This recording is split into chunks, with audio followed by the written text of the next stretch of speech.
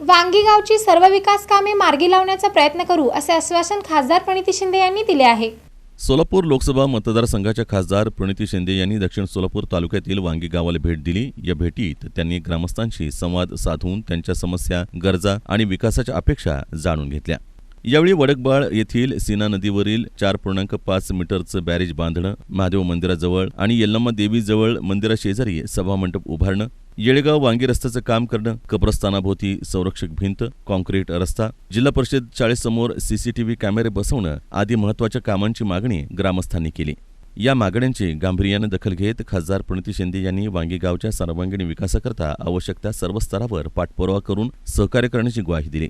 या कार्यक्रमास जिल्हा काँग्रेसचे वरिष्ठ उपाध्यक्ष भारत जाधव, प्राध्यापक सुभाष बिराजदार, श्रीकांत ठेंगील, विठ्ठल सुतार, चन्नप्पा बनशेट्टी, जिल्हा काँग्रेस समन्वयक मनोज येलगुलवार, नागनाथ जवळकोटे, धर्मराज खडाखडे, अल्लाउद्दीन मकानदार, धारिप्पा खडाखडे, बसवराज जवळकोटे, सचिन काळे, सूर्यकांत पाटील, शिवानंद साखरे, सादिक अत्तार, धनव्वा सुतार, उत्तम सोनावणे यांच्यासह ग्रामस्थ मोठ्या संख्येनं उपस्थित होते।